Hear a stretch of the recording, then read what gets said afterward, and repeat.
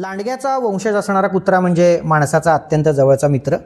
प्राचीन काळापासून लांडग्याच्या या वंशजाकडून माणूस शिकार करणे, राखण करणे अशी बरीच कामं करून घेत आलेला आहे.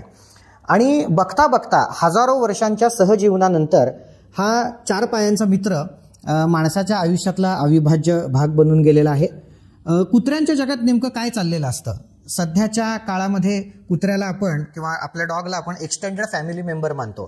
तर आपला हा जो एक्सटेंडेड फॅमिली मेंबर आहे त्याच्या जगात नेमकं काय सुरू असतं, त्याला कोणते कोणते आजार होत असतात, त्याच्यापासून माणसांचा फायदा काय, तोटा काय, माणसांना होणारे आजार कोणते, आपल्या डॉगची काळजी कशी घ्यावी, त्याचं पालनपोषण कसं करावं, डॉग फूड म्हणजे काय, डॉगचं ब्रीडिंग कसं केलं जातं, अशा असंख्य तुमच्या मनातल्या प्रश्नांची उत्तरं देण्यासाठी आज द डायलॉगमध्ये मी बोलवलेला आहे सोलापुरातील अतिशय प्रसिद्ध डॉग ब्रीडर अक्षता हिला. अक्षता, तुझं द डायलॉगमध्ये खूप खूप स्वागत.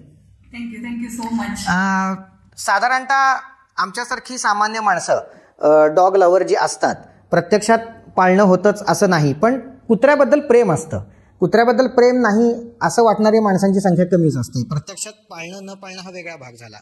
तर मला असं विचारायचं की एखाद्या कुत्रं आवडणाऱ्या माणसाला त्याला ते घ्यायचं आहे आणि पाळायचं आहे, तर डॉग सिलेक्ट करताना काय निकष लावले पाहिजेत असं तू सांगशील?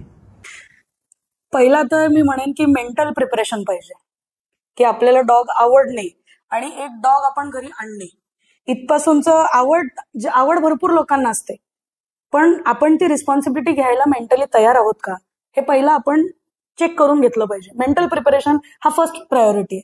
कारण डॉग हा आपण म्हणून 9 दिवस असा हा प्रकार असू शकत नाही.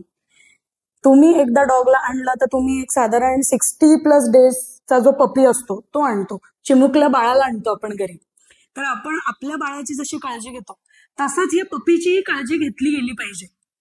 त्यासाठी आपल्याला मेंटल प्रिपरेशन हा अत्यंत महत्वाचा मुद्दा आहे. दुसरं मी म्हणेन, तुमचा जो घरचा स्पेस आहे तो तुम्हाला पपी प्रूफ केला पाहिजे. कारण पपीज हे यांचे म्हणतो आपण दात येतात, आपण मिल्क टीथ म्हणतो. जसं बेबीजचे मिल्क टीथ असतात तसे डॉग्सचे पण असतात. तर ते भरपूर ठिकाणी च्युइंग करतात. जसं तुम्ही म्हणाल की फर्निचरला च्युइंग करणार, तर चप्पल हा त्यांचा अत्यंत आवडता खेळणं आहे. तुमच्या घरी तुम्ही ठेवलेली चप्पल ही तुम्हाला पुन्हा त्याची दुसरी जोड सापडणार नाही. त्यामुळे असे मल्टिपल पेअर्स ऑफ सिंगल चप्पल हे तुमची तयारी पाहिजे, मेंटल तयारी की हे होणार आणि त्याला फ्रस्ट्रेट होऊन चालणार नाही, काही वस्तूंची नासाडी होणार हे गृहीत धरलं पाहिजे. येस, हा झाला मेंटल प्रिपरेशन. दुसरं झालं घरचं प्रिपरेशन.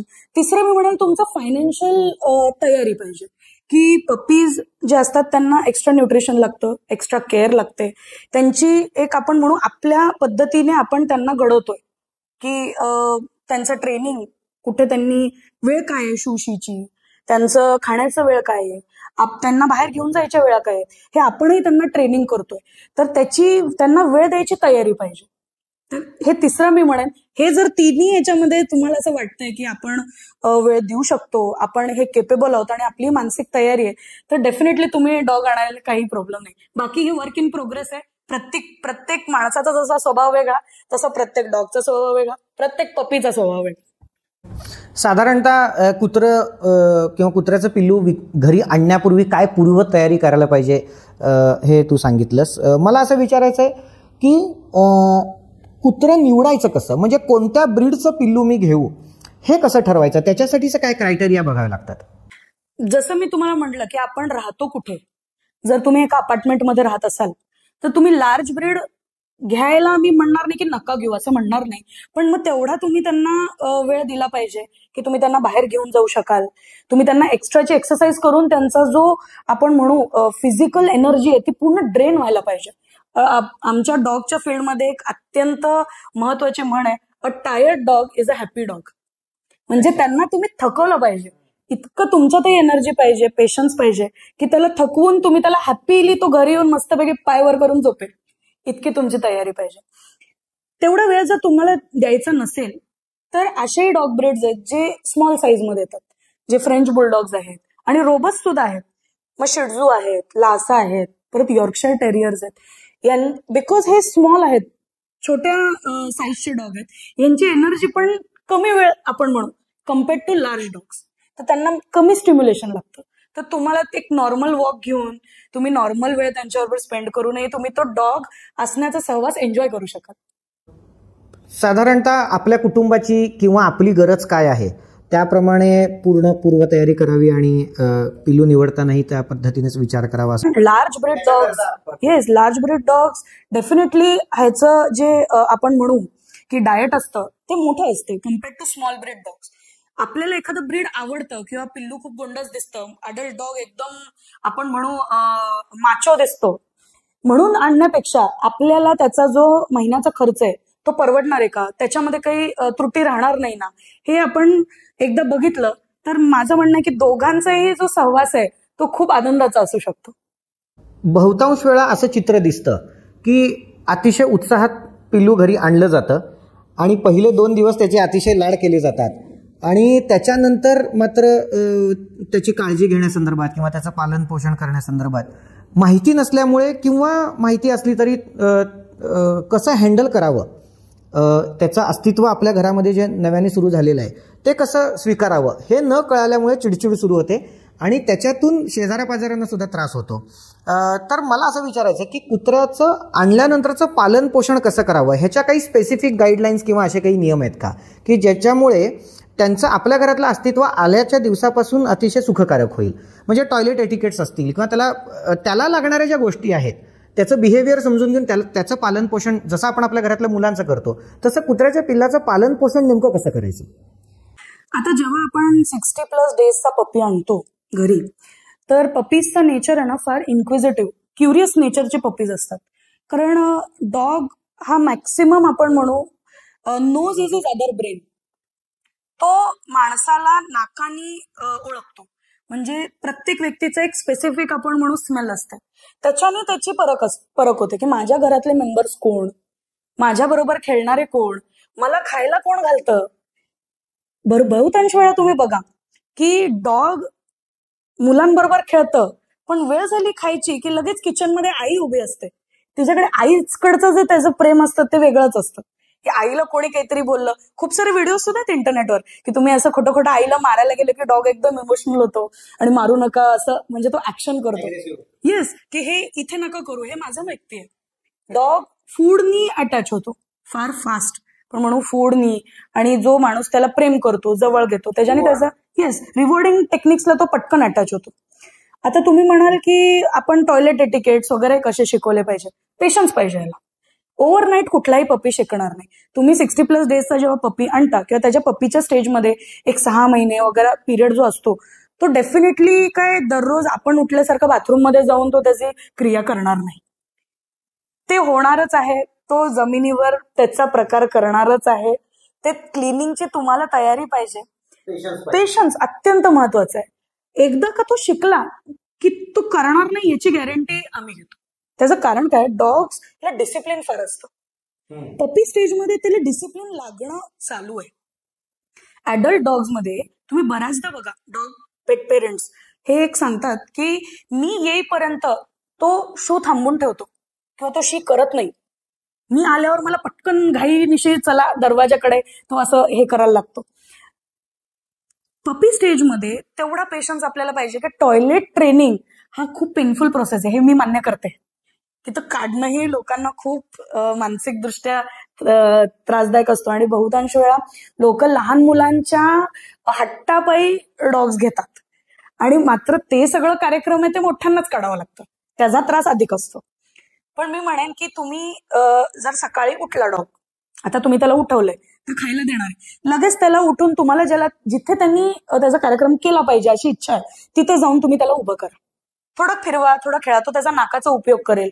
ग्रास, मोस्टली ग्रास किंवा लँड आपण अशा ठिकाणी घेऊन गेलात की तो त्याचा कार्यक्रम करेल. त्याला लक्षात येईल की मी उठल्यावर मला इथे घेऊन जातात, इथे मी करणं अपेक्षित आहे. हे तोही त्याच्या सबकॉन्शियस मध्ये रजिस्टर करतोय आणि तुम्ही त्याला शिकवताय. आणि हे काय अवघड नाही, याच्यात काही भाषेचा उपयोग नाहीये किंवा आपण म्हणू स्पेशल टेक्निक, ट्रेनिंग टेक्निक वगैरे असं काही नाहीये. हे उठल्या उठल्या त्याला घेऊन गेलात तुम्ही की उठल्या उठल्या पहिला ब्लॅडर वर्ल्ड करणार डेफिनेट आहे. उठल्या उठल्या त्याला घेऊन जा, ग्रासमध्ये ठेवा, त्याला फिरवा 1-2-3 वेळा, तो करेपर्यंत त्याला घरात आणू नका, तुम्ही त्याच्याबरोबर वेळ घालवा. तर तो केला की त्याला पटकन घरात आणा, म्हणजे त्याला लक्षात येतं की मी माझा कार्यक्रम केला की मग मला लगेच परत इनसाइड परमिशन मिळालेली आहे. असं तो सबकॉन्शियस मध्ये त्याचं तो पण समजून घेतोय तो स्वतः. हे टॉयलेट एटिकेटची ही एक छोटासा जे मी करते माझ्या डॉगसाठी ते मी शेअर केलं. अशा भरपूर सारे टेक्निक्स आहेत आणि प्रोफेशनल ट्रेनिंग सुद्धा आहे याच्यासाठी. आपण म्हणू आता सोलापूरमध्ये फारशा या ट्रेनिंग फॅसिलिटीज अशा अवेलेबल नाही नसल्या तरी पुणे मुंबईला आहेत. अगदीच ज्यांना वेळ द्यायची शक्य होत नाही या एटिकेटला तर ते या प्रोफेशनल हँडलर्स किंवा ट्रेनर्सकडे ठेवून त्यांना हवं तसं ट्रेन करून घेऊ शकतात. आणि इथे आल्यानंतर पण थोडाफार त्यांना टाइम स्पेंड करावं लागतं एवढं मात्र आहे, पण त्याच्यानंतर इट्स अ स्मूथ प्रोसेस. थोडक्यात मुलांना जसं आपण वेळ देतो तसं वेळ देण्या आणि त्याला समजून घेणं आणि त्याला समजून घेता घेता आपल्याला जे अपेक्षित आहे ते त्याला समजावणं हीच प्रोसेस आहे. आत्ता तू फूडचा विषय काढलास आणि आहार हा तर सगळ्या सजीव प्राण्यांचा म्हणजे त्याच्याशिवाय अस्तित्व नाही असा विषय. डॉग फूड बद्दल बरेच मिथ्स असतात आणि लोक त्यांच्या मनाप्रमाणे बऱ्याच वेळा असं चित्र दिसतं की वाटेल ते प्रयोग करतात. तर डॉग फूड ह्याच्याबद्दल काय सांगशील? आपल्या कुत्र्याला आपल्या पपीला किती खायला द्यावं, काय खायला द्यावं, किती प्रमाणात द्यावं? आणि अनेक घरांमध्ये जे चित्र दिसतं की आपलं जे राहिलेलं शिळं आहे ते संपवण्यासाठी म्हणून त्याचा वापर करायचा किंवा आपण जे खातो नॉनव्हेज वगैरे असेल ते त्याला द्यायचं, तर हे सगळं कुत्र्यांना चालतं का? ह्याच्याबद्दल काय सांगशील? कुठल्याही आपण म्हणू बिईंगला, अलाइव्ह बिईंगला न्यूट्रिशन त्याच्या एज त्याच्या वेट प्रमाणे दिलं तर तो लॉंग लाईफ जगतो. ते अगदी लहानपणापासून ते अडल्टहुड ते ओल्ड एज पर्यंत. Same in dogs. न्यूट्रिशन हा असा एक मुद्दा आहे जो आपण म्हणू की इतका महत्वाचा असला तरी फार दुर्लक्षित आहे डॉग फील्डमध्ये. अवेअरनेस नाहीये. भरपूर सारे पेट ओनर्स आहेत जे अगदी लाख लाख रुपयाचा कुत्रा आणतात पण फिडिंग करताना मात्र 100 रुपये 150 रुपये किलोच्या फूडला हे करतात, म्हणजे ऑप्शन प्रिफर करतात. मेंटेनन्स कॉस्ट कट करायचा प्रयत्न करतात. पण जर आपल्यालाही माहितीये की न्यूट्रिशन जर आपण पूर्ण घेतलं नाही व्यक्तीने मनुष्याने सुद्धा तर आपल्या डॉक्टरांकडे चक्रा वाढतात वेळच्या वेळी, कारण आपली इम्युनिटी डेव्हलप होत नाही, मेटाबॉलिझम पॉवर तयार होत नाही. ऑब्व्हियस आहे छोटे वेदर चेंजेस मध्ये पण डॉग अफेक्ट होतो आणि त्याच्यानंतर डॉक्टरच्या फेऱ्या आपल्या वाढतात. त्यामुळे न्यूट्रिशन एक खूप महत्वाचा मुद्दा आहे आणि दुर्लक्षित क्षेत्र म्हणून ह्याच्या मागे सगळ्यात मोठं हात आपण म्हणू, मी थेट मुद्द्यात हात घालते आता, हा डॉग फूडचे जे कंपनीज आहेत आता इंडियामध्ये त्यांचा सगळ्यात मोठा हात आहे याच्यामध्ये. दुर्लक्षित जे पेट पेरेंट्स आहेत त्यांना ब्लाइंड साइड मध्ये ठेवण्याचं सगळ्यात मोठा हात पेट फूड इंडस्ट्रीचा आहे इंडियामधल्या.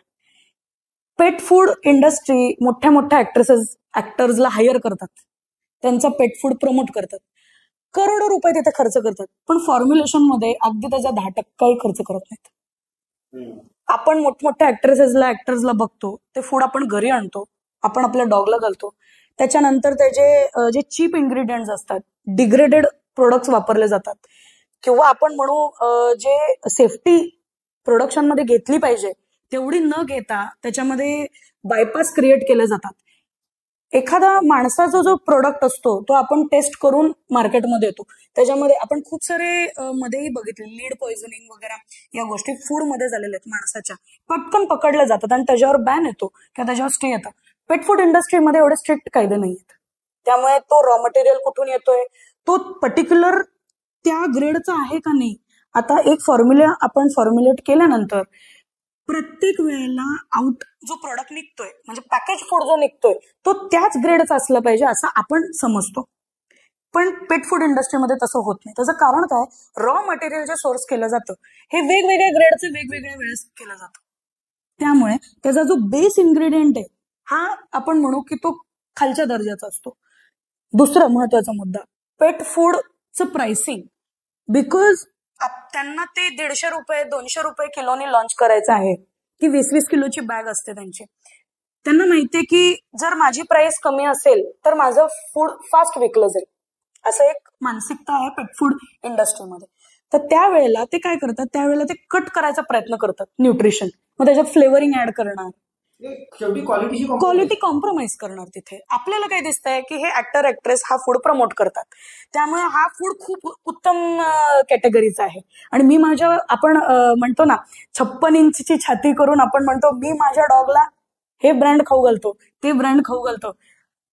खऱ्या अर्थात अशा व्यक्तींनी पुढा मागे करून त्याच्यामध्ये इन्ग्रेडियंट्स काय ते चेक करणं फार गरजेचं आहे. भरपूर, आता मी नाव घेणार नाही, खूप स्टार्टर म्हणतात. नवीन नवीन पपीजला स्टार्टर दिला जातो. मदर लॅक्टेटिंग असते, म्हणजे दूध देत असते पपीजला, त्यांना स्टार्टर देणं आवश्यक असतं. त्या स्टार्टरमध्ये कित्येक मोठे ब्रँड्स आहेत. त्यांचा फर्स्ट इन्ग्रेडियंट तुम्ही बघितलं तर राईस असतो.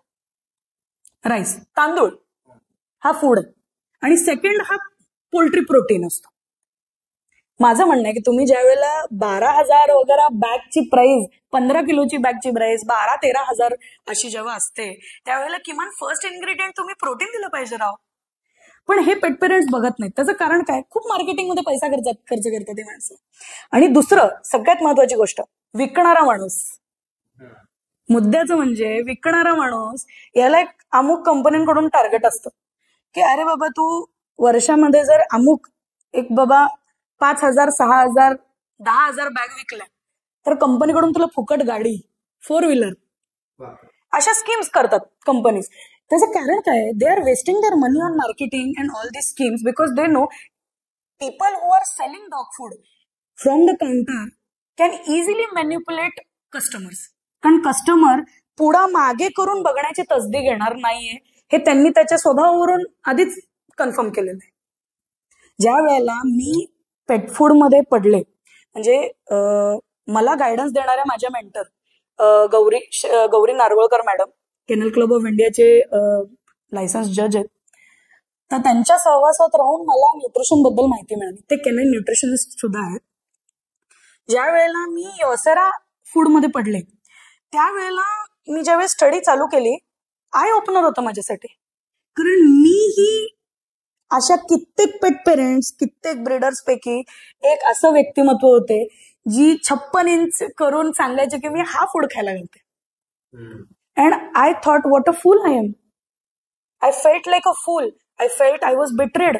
I was spending 12,000, 13,000 for 15 kg bag of food. And मला असं वाटलं की माझी फसवणूक झालेली आहे इथे. कारण आपण म्हणू की आपण डॉग्स बरोबर हार्ट टू हार्ट कनेक्टेड असतो.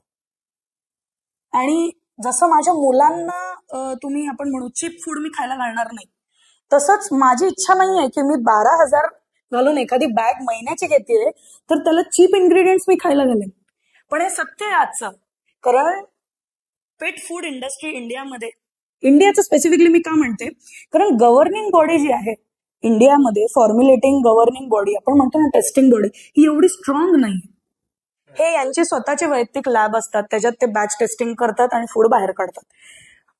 जे काही फॉर्म्युलेशन असेल ते प्राइसिंग कंट्रोल करण्यामागे तो त्यांचा पहिला मोटिव्ह असतो. आणि इन्ग्रेडियंट्स आणि न्यूट्रिशन हा एकदम आपण म्हणून लास्टचा मुद्दा असतो.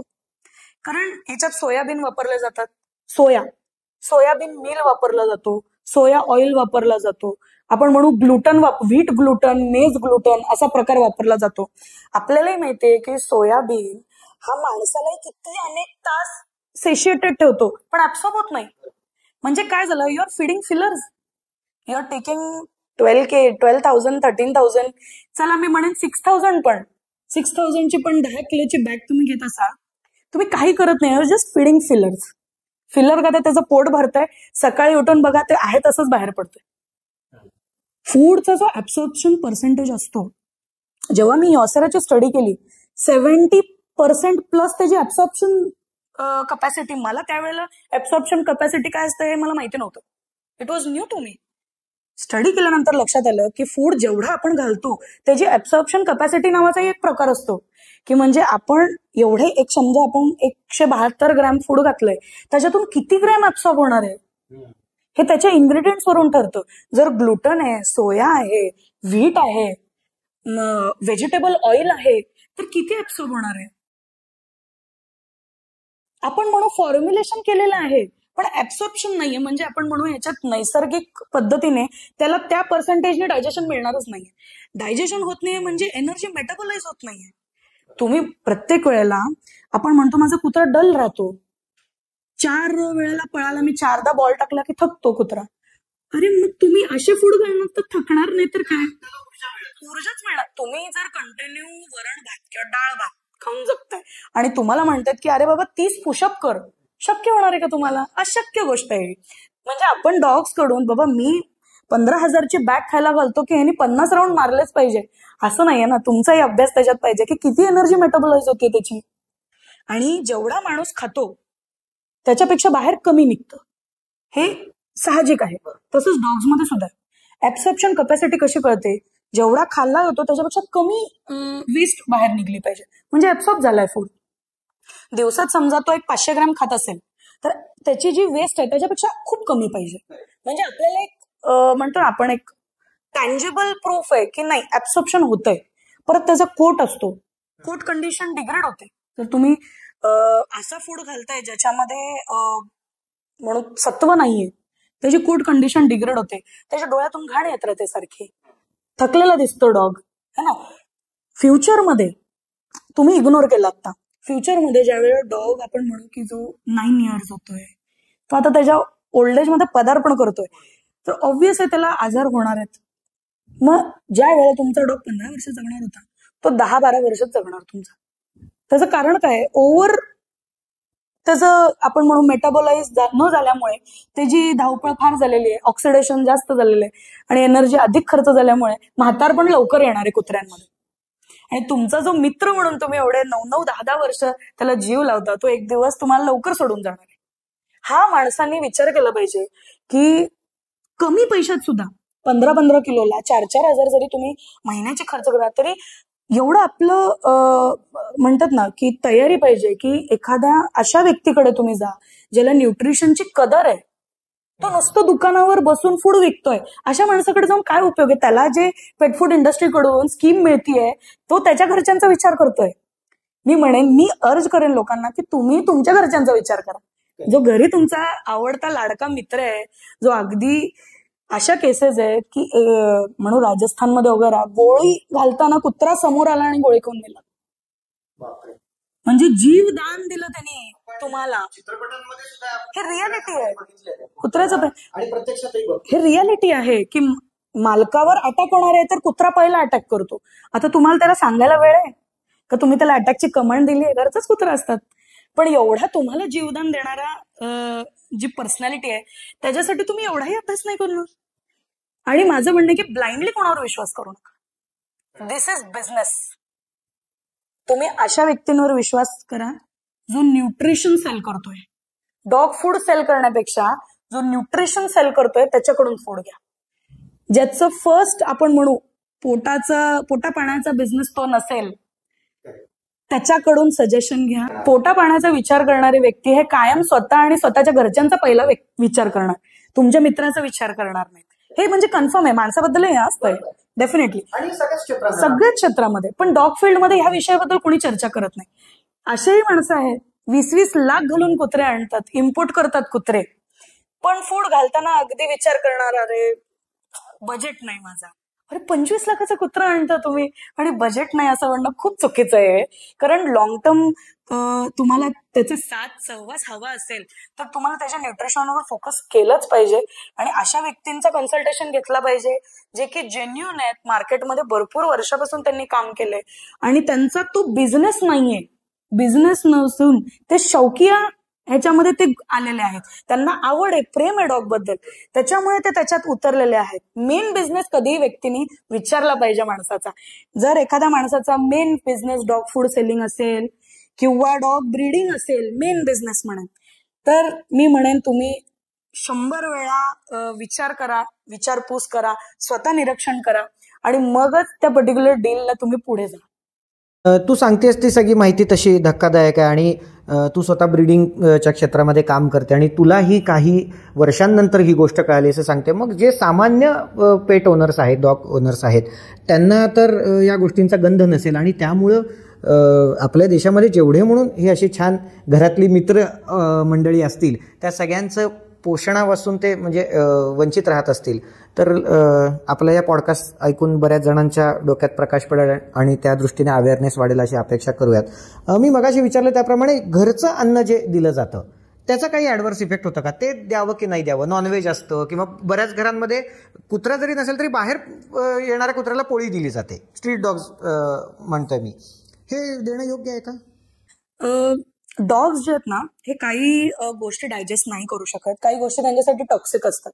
जसं भरपूरदा तुम्ही लहान मुलांना चॉकलेट देताना बघता कुत्र्यांना. Chocolate is harmful for dogs, hazardous even. म्हणजे अशा केसेस झालेल्या आहेत की डॉग्सने चॉकलेट खाल्लेले आहेत, त्यांचा स्टमक पंप करून टॉक्सिन बाहेर काढावं लागलेलं आहे. त्यांना सिजर्स येतात चॉकलेट खाल्ल्यानंतर. तर भरपूरदा हे एक मिथ आहे, चॉकलेट खाऊ. आईस्क्रीम पण काय आहे, खूप आपण म्हणू 1-2 चमचा तुम्हाला अगदीच इरिजिस्टिबल वाटलं तर द्या. व्हॅनिला, ते पण डॉग सेफ आईस्क्रीम्स असतात, ते तुम्ही कन्सिडर करा. पण घरच्या अन्नामध्ये साखर असते, मीठ असतं, तिखट असतं, तेल असतं, ते योग्य नाहीये डॉग्सच्या पोषणासाठी. ते अगदी रिगर्जिटेट करतात. भरपूरदा मी डॉग्सला बघितलेले किस्सेही असे आहेत की रिगर्जिटेट केल्यानंतर वांग्याची भाजी, बटाट्याची भाजी पडलेली आहे. तर अशा गोष्टी करू नका प्लीज, कारण डॉग्सला ते पूर्णपणे पचत नाही आणि तो त्यांचा अन्न नाहीये.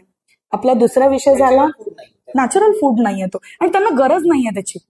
एखाद्या वेळी तुम्ही ट्रीट म्हणून एखादं कॅरेट द्या ना, कॅरेट द्या, किवी द्या, एखाद्या वेळेला ऍपल द्या, पण ते पण मॉडरेशन मध्ये दिलं तर योग्य आहे. ते आपण म्हणू दाताच्या स्वच्छतेला, आणि कॅरेट डोळ्यांसाठी चांगलं असतं. आपण एखादं पालक द्या, फ्रीज करून आपण म्हणू आईस क्यूब मध्ये पालक टाकतात, ज्यूस टाकतात त्याचा, आणि तो ट्रीट म्हणून देतात. समरसाठी उत्तम ट्रीट आहे ते, तर ते द्या, पण मॉडरेशन मध्ये द्या. तो त्यांचा नॅचरल फूड नाही, प्रमाणात, खूप प्रमाणात द्या. दुसरं म्हणजे आपण म्हणू घरचं जेवण. भरपूर साऱ्या पेट पेरेंट्स मध्ये एक आपण म्हणू मिसकन्सेप्शन आहे खूप मोठा, की मी फ्रेश फूड देणार, मी प्रिझर्व्ड फूड देणार नाही. आता फ्रेश फूड काय देणार, तर आपण एक गृहीत धरू की 250 ग्रॅम चिकन देतात, सकाळी 250 ग्रॅम देतात, संध्याकाळी 250 ग्रॅम चिकन देतात. त्यांच्याकडे आपण असं पकडू की डोबरमन जातीचा कुत्रा आहे. डोबरमन जातीचा कुत्रा एवढा मोठा डॉगला तुम्ही सकाळी आपल्या म्हणजे त्या व्यक्तीच्या हिशोबाने तो 250 ग्रॅम चिकन देतोय, but what is the gram of protein in it, he doesn't know. एक फ्रेश चिकन मध्ये 250 ग्रॅम चिकन मध्ये 180 ग्रॅम वॉटर कंटेंट असतो. त्याच्यातून 30 ते 35 ग्रॅम प्रोटीन मिळतो त्याला. त्याच्याबरोबर भरपूर सारे ब्रीडर्स म्हणा किंवा पेट ओनर्स म्हणा राईस देतात. ते राईस म्हणजे कार्ब्स झाले ना. मग बाकीचं तुमचं आपण म्हणू आयर्न कुठे गेलं, पोटॅशियम कुठे गेलं, फॉस्फरस कुठे गेलं, सोडियम कुठे गेलं, विटॅमिन ए, D3 जो असतो, बी, परत आपण म्हणू B12 कुठे गेलं. मग तुम्ही आयुष्यभर त्यांना ऍक्च्युली हे ठेवताय, वंचित ठेवताय विटामिन्स आणि मिनरल्स पासून. जे ट्रेस मिनरल्स आहेत त्याच्यापासून तुम्ही वंचित ठेवताय. प्लस त्याचे प्रोटीन कंटेंट आहे तेही सॅटिस्फाय होत नाहीये. मग एखादा समजा ती मादी असेल आणि तुम्ही तिला मेट करून आता तिचे बच्चे होणार आहेत, तिचं आयर्न कंटेंटच तिला फुलफिल नाहीये. डिलिव्हरीमध्ये इतकं ब्लड लॉस होतं, त्याच्यानंतर इतका कॅल्शियमचा लॉस होतो कारण ती दूध देत असते. मग त्याच्यामध्ये लोकांचा असा विचार असतो आम्ही टॉनिक देतो, आम्ही सप्लिमेंट देतो, काय तर कॅल्शियम सप्लिमेंट देतो, मल्टीविटॅमिन सप्लिमेंट देतो. ठीक आहे द्या तुम्ही, पण माझं म्हणणं आहे की जे गोष्टी एक सिंगल पॅकेजमध्ये तुम्हाला मिळू शकते मग ते करणं जास्त योग्य नसेल का? आपण म्हणतो प्रोसेस्ड फूड नाही. आज काय प्रोसेस्ड नाहीये? आज आटा आपण आणतो तर आपण चक्कीमध्ये न जाता आपण दुकानात जाऊन पॅकेज आटा नाही का आणत. What is not processed, what is not आपण म्हणू जेनेटिकली मॉडिफाईड. मग फक्त डॉग फूड बद्दल ही चर्चा का? तुम्हाला पैसा वाचवायचा असेल, जर आपण थेट मुद्द्यावर आलो, सगळा विषय फिरून पैशावर येतो की मंथली मेंटेनन्स मी कसा कमी करेन या डॉगचा. दुर्दैवाने आपली मुलं जे असतात आपण त्यांच्याबद्दल असा विचार करत नाही. पण डॉग्सला मी अगदी माझ्या मुलांसारखं सांभाळते किंवा सांभाळतो असं म्हणणारे व्यक्ती सुद्धा कॉस्ट कटिंग डॉगच्या फूड मध्येच करतात. पॅकेज फूड का घालावं? मी प्रो काय, कारण पॅकेज असे जे इंडियामधले फूड्स आहेत, नाही म्हणणार नाही मी, पण इट्स व्हेरी रिस्की, कारण it's like feed sawdust to your dogs then directly. मी म्हणेन सोयाबीन डस्ट घाला त्यांना मग हे फूड घालण्यापेक्षा. चांगलं फूड ज्यांना, अशा लोकांचं तुम्ही मार्गदर्शन घ्या ज्यांना न्यूट्रिशन बद्दल माहिती आहे किंवा कळकळाट आहे, शिकायची तयारी आहे त्या माणसांची, की ते स्वतः फोन करून तुम्हाला सांगतील की हा फूड छान आहे, हा घाला तुम्ही, मी स्वतः वापरलाय, मी माझ्या स्वतःच्या डॉगला घालते, तुम्ही येऊन त्याची कोट कंडिशन बघा. असे बोलणाऱ्या व्यक्तींकडून तुम्ही सल्ला घ्या. तुमचा तो मित्र आहे, त्याच्याबरोबर त्याच्या फूडमध्ये कॉस्ट कटिंग करू नका. आणि फ्रेश फूड घालत असाल तर ते वन्स इन अ वीक घाला, ते पण तुमच्या समाधानासाठी. अदर दॅन दॅट तुम्ही फ्रेश फूड पॅकेज मध्ये घालत असाल तर ठीक आहे, त्याच्या मागे सगळा कंटेंट नोटेड असतो, तर तुम्ही मी म्हणू की तुमचंही समाधान होईल आणि आपण म्हणू त्याचं न्यूट्रिशनही सॅटिस्फाईड होईल. पण फ्रेश फूड जे घरात शिजवलेलं अन्न घालतात त्याच्यामध्ये आपण म्हणू मिनरल्स, विटॅमिन्स आणि प्रोटीन, फॅट, आपण म्हणू फायबर हे नियंत्रित नसतं, त्यामुळे आम्ही रेकमेंड करणार नाही.